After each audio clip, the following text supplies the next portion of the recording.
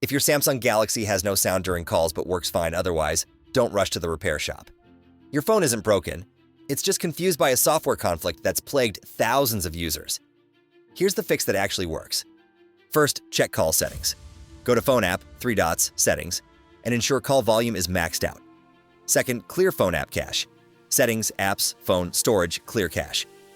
This removes corrupted audio routing files causing the silence. Third, check for stuck headphone mode, the real culprit in 60% of cases. Go to Settings, Sounds and Vibration, Advanced Settings, toggle audio routing to speaker. Fourth, here's the nuclear option. Reset network settings. Settings, General Management, Reset, Reset network settings. Don't worry, this won't delete any personal data. Most users go from complete silence to perfect call audio in under 3 minutes.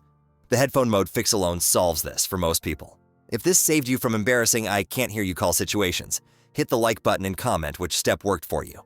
Subscribe for more Samsung fixes that actually work.